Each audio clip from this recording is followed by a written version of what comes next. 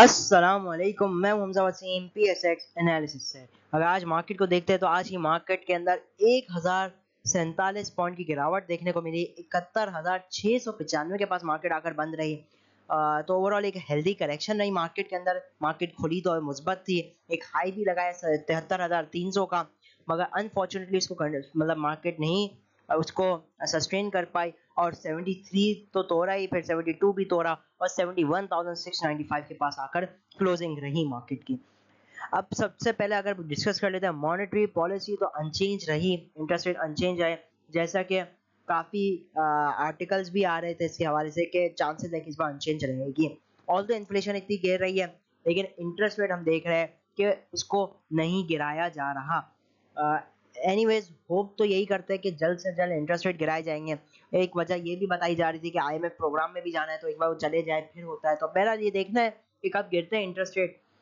लेकिन अब यही नज़र आ रहा है कि इंशाल्लाह आने वाले टाइम में गिरेंगे इंटरेस्ट रेट। यही वजह है कि मार्केट के अंदर भी तेज़ी जारी है। वॉल्यूम्स की बात की जाए तो 281 मिलियन का काम केसी 100 इंडेक्स में हुआ, जबकि किसी और शेयर के अंदर 613 मिलियन का काम हुआ, जिसकी वैल्यू 26 अरब रुपए बनती है। तो वॉल्यूम वाइज जबरदस्त वॉल्यूम से लग रहे हैं मार्केट के अंदर। इसी के साथ अच्छा मार्केट के हवाले से भी बात करते तो मैंने काफ़ी डिटेल में आप लोग को बताया था कि अब मार्केट रिस्की होती जा रही है। मार्केट के अंदर सिर्फ शॉर्ट टर्म में काम करना चाहिए। इस वक्त मार्केट जो है मोमेंटम टूटता हुआ नजर आ रहा है मार्केट का, तो एनी टाइम गिरावट आ सकती है। और अगर आप हाई साइड से कैलकुलेट करते हैं तो मार्केट 1600 पॉइंट नीचे आकर बंद रही है। ठीक है ना, तो मार्केट के अंदर एक अच्छी गिरावट रही और ये एक हेल्दी गिरावट थी, जिसके अंदर हमने मुख्तलिफ स्टॉक्स के अंदर भी गिरावट देखी। स्पेशली सीमेंट स्टील हो जाता है, उसके अलावा कुछ रिजल्ट के बेसिस के ऊपर भी काफ़ी मूवमेंट आ रही थी। तो बहरहाल मूवमेंट तो मार्केट में काफ़ी ज़्यादा देखने को मिल रही है। टॉप कंट्रीब्यूटर टॉप लूजर्स को बात कर लेते हैं, तो आज के दिन के जो टॉप कंट्रीब्यूटर था वो एफ, फिर नेशनल फूड, इंडस, हाइनून, हेस्कल, हेस्कॉल पेट्रोलियम हो गया, एचका, एफसीपीएल, एसएनजीपी, पाक इलेक्ट्रॉन, एआईसीएल और चंद्रस्क्रिप्ट हो जाते हैं। जहाँ डिक्लाइन साइड पे एंग्रो फर्टिलाइजर, आज एक्सवा, हपको का आज रिजल्ट आया इतना अच्छा नहीं था, सिर्फ 2 या 2.5 रुपए सॉरी से सिर्फ डिविडेंड दिया। फिर मीज़ान बैंक भी आज एक्सवा, OGDC, FFC, lucky cement, national bank, Mari petroleum, PPL, bank Al Habib, मिलर ट्रैक्टर और ये चंद्रस्क्रिप्ट हो जाते हैं। जब टॉप एक्टिव स्टॉक्स की हॉल से बात करते हैं तो आज के दिन टॉप एक्टिव जो था वो हेस्कॉल का स्टॉक था। 60 मिलियन का काम इसके अंदर रहा और पॉजिटिव एक्टिविटीज रही। एफएफबीएल जबरदस्त रहा, पेस जबरदस्त, के इलेक्ट्रिक अच्छा रहा, टेलीकार्ड 12 पैसे प्लस रहा। एयरलिंक जो है उसके अंदर हाई साइड से कुछ गिरावट आई। ये जो एयरलिंक हो जाता है ना, एयरलिंक एक ऐसा स्टॉक है अब तो डेफिनेटली काफी हाई साइड पे आ चुका है, लेकिन अब ये इसके अंदर मूवमेंट इतनी ज्यादा है और वॉल्यूम्स इतने अच्छे हैं कि इंट्राडे बहुत ही अच्छी बनाई जा सकती है। बहुत अच्छी फ्लक्चुएशन है, 1-2 रुपए निकाला बहुत इजीली जा सकते हैं। तो डीजी किसी 8170 का गालिबन हाई था, फिर एकदम गिरावट आई। इसी के साथ फिर W A I C L positive रहा, सिनर्जी 9 पैसे नेगेटिव रहा। टॉप एडवांसर्स के अंदर पेस हो जाता है, इसका आउटस्टैंडिंग रिजल्ट आया। आउटस्टैंडिंग रिजल्ट के बाद आउटस्टैंडिंग मूवमेंट देखने को मिली पे मीडिया टाइम्स। उसके अलावा मोस्टली तो सब इलिक्विड है, कॉर्डोवा लॉजिस्टिक हो जाता है, एफ सी एस सी, हेस्कॉल हो जाता है। कुछ लिक्विड स्टॉक डेफिनेटली मौजूद है, जहाँ टॉप डिक्लाइन साइड पे भी कुछ लिक्विड है, जैसे सी सैप हो जाता है, क्रिस्टन स्टील, उसके अलावा L S E V L, उसके अलावा आपका जो है खैबर टोबैको, रूबी टेक्सटाइल। तो बहरहाल ये तो चंद इलिक्विड स्टॉक्स हो जाते हैं। तो बहरहाल ये तो हो जाता है कुछ आज की मार्केट के हवाले से। अब चलते हैं टेक्निकल चार्ट्स पर, देखते हैं टेक्निकली मार्केट कैसी मूव कर सकती है। देखिए टेक्निकल चार्ट पर इस वक्त मैं अगर आ जाता हूँ तो देखिए आप लोगों को एक पहली बात बताई थी, मैं इतने दिन से बता रहा था कि देखिए मार्केट तो ऊपर जा रही है, लेकिन जैसे हम पहले देख रहे थे ना कि वन वे में, ये मैं आवरली चार्ट में मौजूद हूँ, जैसे जिस तरीके से हम देखे तो वन वे मार्केट जा रही थी, अब वैसा नहीं था। ठीक है ना, मार्केट जो है वो बहुत ब्रेक ले लेकर चल रही थी, साथ में करेक्ट करते करते चल रही थी। ठीक है ना, ये शो करते मोमेंटम का गिरना। पहले हम क्या देख रहे थे कि मार्केट वन वे चल रही थी। ठीक है, अब कैसा हमने देखा कि अब मार्केट में मोमेंटम टूट रहा था। ये जो मोमेंटम टूटना होता है ना, ये शो करता है कि अब एनी टाइम जो है वो गिरावट आ सकती है। और आज हमने गिरावट देखी भी हाई साइड से, 1600 पॉइंट मार्केट नीचे आकर बंद रही। मैं डेली का ग्राफ अगर आपको दिखाऊं, जो डेली चार्ट होता है, एक कैंडल जो है वो वन डे को रिप्रेजेंट करती है। तो आप ये देखें कि किस तरीके से जो है वो बियरिश कैंडल बनी है। कैंडल स्टिक पैटर्न में ये एक बियरिश एंगल्फिंग कैंडल कहते हैं। इस कैंडल को क्या कहते हैं? Bearish engulfing candle. ये जो कैंडल है ना, एक तो गैप अप ओपन हुई, प्रीवियस डे के हाई के ऊपर ओपन हुई, सही ना, प्रीवियस डे का जो हाई था ना, फ्राइडे का हाई, उसके ऊपर ओपन हुई, उसके और ऊपर भी गई और फिर जो है वो प्रीवियस डे का जो लो था फ्राइडे का जो लो था उसके नीचे आकर बंद रही। ये कहते हैं इसको बियरिश एंगल्फिंग कैंडल। ये जो कैंडल है वो पिछली पूरी कैंडल को एंगल्फ कर रहा है। वो पिछली पूरी कैंडल जो है ना, पिछली पूरी कैंडल की जो बॉडी है वो इस कैंडल की बॉडी के अंदर है। ये शो कर रहा है बियरिश प्रेशर, ये शो कर रहा है हाई साइड से प्रेशर, ठीक है ना। तो ये तो बहरहाल डेली का चार्ट हो जाता है। बहरहाल कैंडल स्टिक्स मैं एक बात पहले भी बता चुका हूँ, जो टेक्निकल की जो फील्ड है उसमें कैंडल स्टिक्स के ऊपर रिलायंस, ये कैंडल स्टिक के ऊपर ट्रेडिंग जो है ना वो सिर्फ 10% देखा जाता है। कैंडल स्टिक्स की जो इंपॉर्टेंस है ना वो सिर्फ 10% है। कैंडल स्टिक्स को आप दूसरी चीजों के साथ मिलाए, दूसरे इंडिकेटर्स या ट्रेंड के साथ या प्राइस एक्शन के साथ मिलाए, तब जाके आपको एक अच्छा रिजल्ट मिलेगा। सोलली जो है वो कभी भी काम नहीं किया जा सकता सिर्फ कैंडल स्टिक्स के ऊपर। अब देखिए इंटरेस्ट रेट का अनचेंज रहना, क्या ये मार्केट के लिए नेगेटिव है या पॉजिटिव? देखिए मैं सिंपल सी स्टेटमेंट दे देता हूँ। मेरे हिसाब से तो अब काफी हद तक क्लियर हो चुका था, ऑल्दो शुरुआत में महीने के आगाज में तो सबका ये मानना था कि गिरेगा इंटरेस्ट रेट, लेकिन by the end of this month, ठीक है ना, हमने ये देखा था कि काफी हद तक ये क्लियर हो गया था कि इस बार ये लोग नहीं गिराने वाले। स्पेशली काफी ज्यादा हमने देखा था आर्टिकल्स आए थे, मुख्तलिफ जो वेबसाइट्स है, मुख्तलिफ न्यूज पेजेस हैं, उन्होंने यही बेसिकली शाया किया था कि अब इंटरेस्ट रेट नहीं चेंज होंगे, अनचेंज ही रहा जाएगा, और वही देखने को मिला। तो मेरे हिसाब से तो ये बहुत ज्यादा नेगेटिव नहीं होना चाहिए। दूसरा ये, हाँ वहाँ कुछ लोग वहाँ मौजूद थे जिनका ये मानना था कि इंटरेस्ट रेट गिरेगा, तो डेफिनेटली जिनका ये मानना था इंटरेस्ट रेट गिरेगा तो उनकी तरफ से तो थोड़ी सेलिंग आएगी, ठीक है, वो तो लाजमी ही आएगी। तो वो एक लिमिटेड ही होगी क्योंकि मोस्टली तो ये एक्सपेक्ट किया जा रहा था। तो अब मेरे हिसाब से तो ये मार्केट के लिए ज्यादा नेगेटिव नहीं होना चाहिए। देखिए मार्केट के लिए क्या नेगेटिव हो सकता है, देखिए पॉलिटिकल हालात, ठीक है, वीकेंड में भी हमने कुछ चीजें ऐसी डेवलप होते हुए देखी, तो पॉलिटिकल हालात एक, ठीक है, एक हद तक हम रख सकते हैं, तो वो एक मार्केट के लिए थ्रेट है, लेकिन इंटरेस्ट रेट तो नहीं है। इंटरेस्ट रेट का ना गिरना तो नहीं है, बल्कि अब मुझे तो लगता है कि यहाँ पे अब माल जमा कर लेना चाहिए, सीमेंट, स्टील और हर वो ऐसे इलिक्विड स्टॉक्स में, हर वो बेसिकली उन स्टॉक्स में जो जिनका एक बहुत बड़ा हाथ होता है, बेसिकली इंटरेस्ट रेट का जो एक बहुत बड़ा हाथ होता है उनके अर्निंग्स पे, हाईली जो लेवरेज वाले स्टॉक्स होते हैं उनके अंदर अब मुझे लगता है पोजीशंस बनानी चाहिए। सीमेंट हो जाता है, स्टील हो जाता है, मुख्तलिफ और भी स्क्रिप्ट हो जाते हैं। जैसे मैं आपको एक मिसाल दिखाता हूँ, ये आज आया बेसिकली GTYR का रिजल्ट, मैं ये सिर्फ एक एग्जांपल के तौर पे, आपने क्या करना है कि डीपीएस की वेबसाइट पे जाना है, ठीक है। अब इस वेबसाइट पे जब आप जाएंगे ना, dps.psx.com.pk, इधर आप सर्च कर सकते हैं कोई सी भी कंपनी, ठीक है, आप इधर कोई सी भी कंपनी सर्च कर लीजिए, स्क्रॉल कीजिएगा और नीचे आएंगे ना तो फाइनेंशियल रिजल्ट्स लिखा होगा, अनाउंसमेंट्स होगा, इसमें फाइनेंशियल रिजल्ट्स होगा, और जो टॉप पे आ रहा है जैसे कोई सा भी आप ले लीजिए, वैसे लेटेस्ट चेक कीजिएगा, जैसे आज इसका रिजल्ट आया GTYR का, तो आप PDF पे दबाएंगे तो ये आपके साथ में सामने एक पेज खुल जाएगा, बेसिकली उसका रिजल्ट खुल जाएगा, ठीक है। तो आप स्क्रॉल डाउन अगर करेंगे तो आप सब स्क्रॉल करेंगे तो यहाँ पे जो है वो आपके पास आ जाएगी इनकम स्टेटमेंट।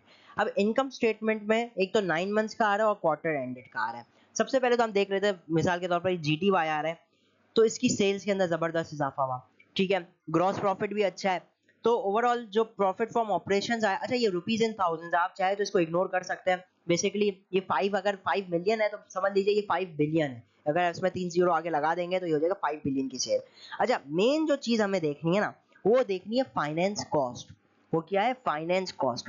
आप देख सकते हैं इसने जो ओवरऑल इस पूरे साल में जो कमाया वो था 49,000। कितना कमाया इसने? 49,000। इसमें आप रुपीज इन थाउजेंड है तो 3 जीरो आगे लगा देंगे तो ये तकरीबन बन जाता है 40 पैसे। और इसमें इसने फाइनेंस कॉस्ट कितनी पे की? 4,37,700।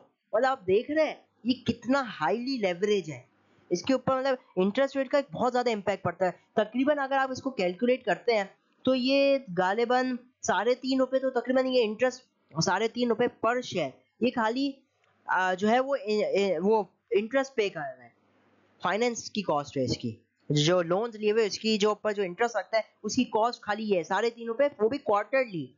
क्वार्टरली का मतलब क्या हो गया कि साल का ये रफली अगर आप एस्टिमेट लगाए तो ₹14 पर शेयर। मतलब यहाँ से इंटरेस्ट रेट का थोड़ा भी गिरेगा ना तो इसकी जो ये फाइनेंस कॉस्ट है ना उसके अंदर ठीक ठाक कमी आ जाएगी। अच्छा ये कैलकुलेट कैसे होता है, आप अगर आप ये भी जानना चाहते हैं तो मैं बता देता हूँ कि ये GTYR है ना, मैं इधर गया था dps.psx.com की वेबसाइट पे, इधर आप ट्रांसमिशन रिपोर्ट, ये तो फाइनेंशियल रिजल्ट था ना, आप अगर ट्रांसमिशन रिपोर्ट खोलेंगे तो उसमें बैलेंस शीट में जाएंगे तो जो शॉर्ट टर्म बोरिंग्स होती है ना, तो उसके ऊपर मेनली लगता है ये। तो जिनकी जो शॉर्ट टर्म बोरिंग्स बहुत ज्यादा होती है तो डेफिनेटली इंटरेस्ट पेमेंट बहुत ज्यादा होती है। तो बहरहाल तो थोड़ा भी अगर इंटरेस्ट रेट गिरेगा तो इसकी अर्निंग्स जो है वो थोड़ी बेहतर हो सकती है।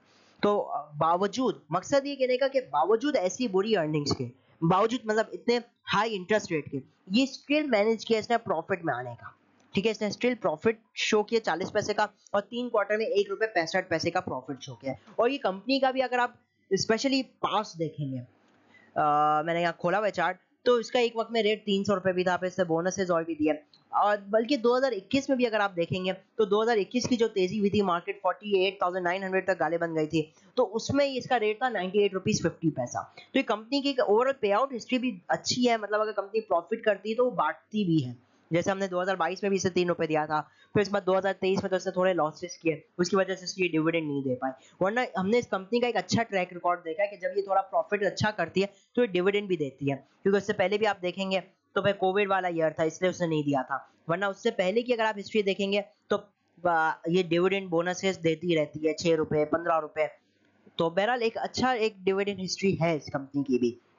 तो बहरहाल ये एक एग्जाम्पल है, ये सिर्फ और सिर्फ एक एग्जाम्पल है।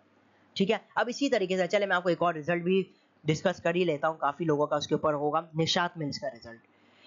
हमने इसकी कॉल YouTube पे दी थी 68 पे, हमारा नहीं 66 पे था गालिबन, शायद ये जितना भी था, हमने इसका टारगेट 70 74 कुछ इतना दिया था, ये इसने हमारी बाय कॉल के बाद ये 75 के भी ऊपर गया।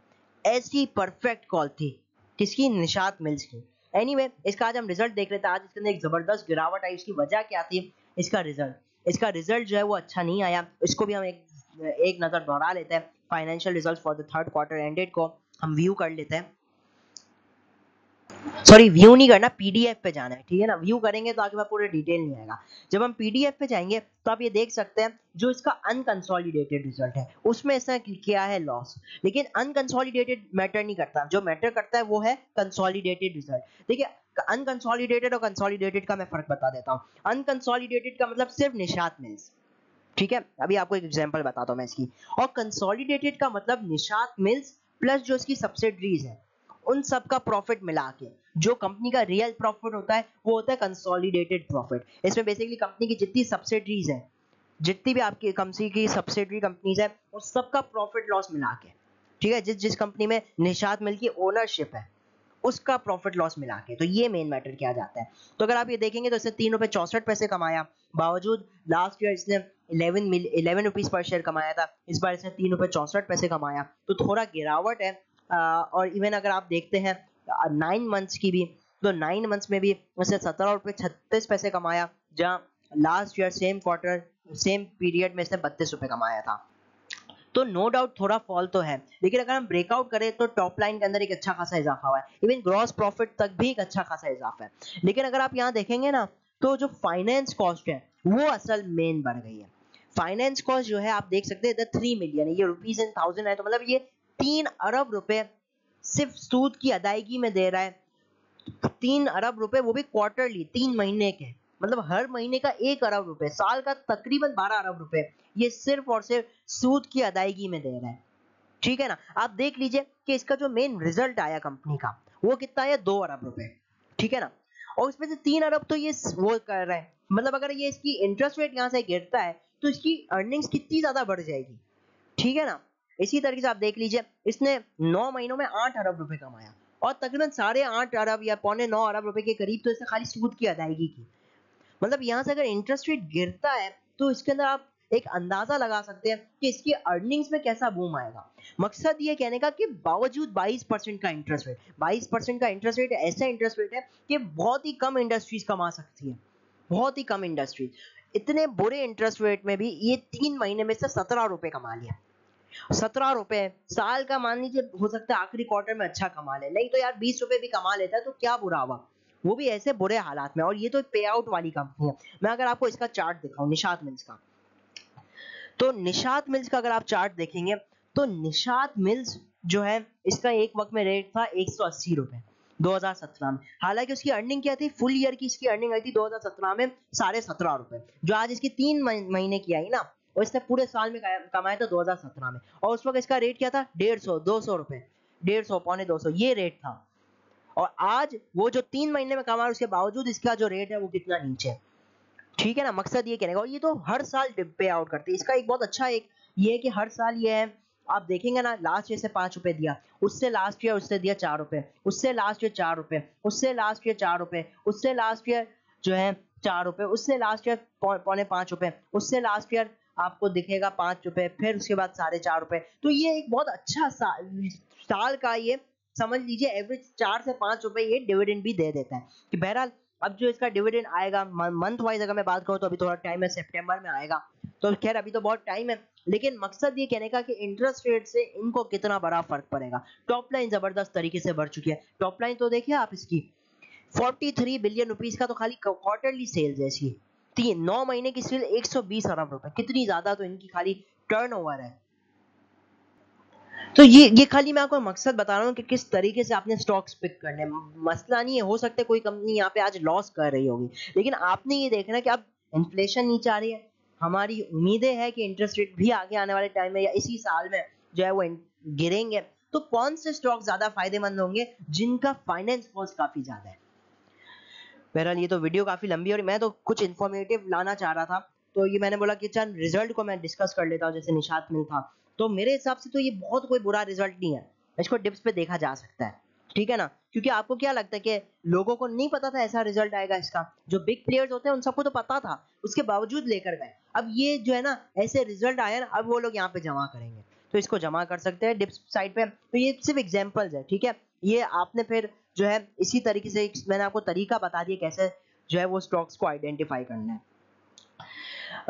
तो बहरहाल मैं आ जाता हूँ केसी 100 इंडेक्स की एनालिसिस पे। ठीक है, मैं थोड़ा डाइवर्ट हो गया।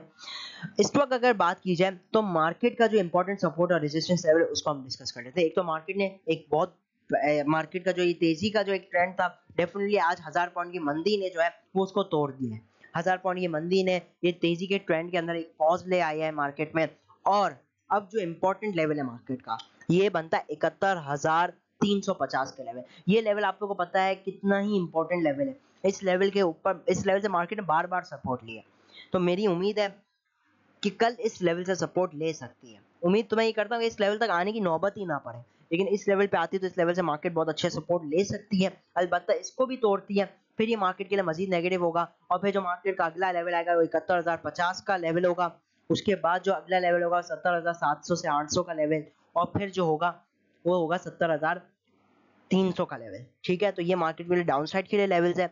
जब रेजिस्टेंस लेवल की बात करूं मैं तो 72,000 जो है वो इमीडिएटली मार्केट के लिए लेवल है। 71,950 से 72,000 ये मार्केट के लिए इमीडिएट रेजिस्टेंस लेवल है। मार्केट को इमीडिएटली इसके ऊपर ऊपर आना पड़ेगा, इसके ऊपर ऊपर ही मार्केट को ट्रेड करना पड़ेगा, तो कुछ बेहतरी आएगी, कुछ हमें जो है वो रिकवरीज देखने को मिलेगी। और फिर जो अगला लेवल होगा 72,280 का लेवल, फॉलोड बाई 72,600।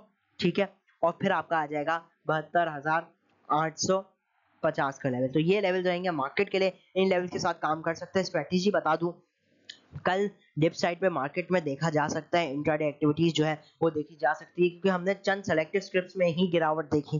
ठीक है, सीमेंट और स्टील के, तो नो डाउट सीमेंट और स्टील के अंदर भी आपको कल चांस मिल सकता है। तो आप सीमेंट और स्टील के अंदर भी कल डिप पे चांस ले सकते हैं। इसके अलावा पहला मैं स्टॉक डिस्कस कर लूँ, वो है स्टर्ले। स्टर्ले के हवाले से बात की जाए तो लास्ट टाइम याद होगा मैंने इसकी कॉल दी थी 24 अप्रैल को बाय कॉल दी थी कि इसको देख सकते हैं। 56 रुपए के पास इसकी क्लोजिंग थी। और आपको मैं तो खैर उसके बाद वीडियो ही नहीं बना सका, 24 अप्रैल को शायद मेरी लास्ट वीडियो थी। तो बहरहाल 24 अप्रैल के अगले ही दिन इसने जो है इंट्रा आपको ये दिया था स्टॉक, और इसने फिर हमारा टारगेट भी अचीव किया। और 58 रुपए 50 पैसे का टारगेट था, इसने 58 रुपए 70 पैसे का हाई लगाया।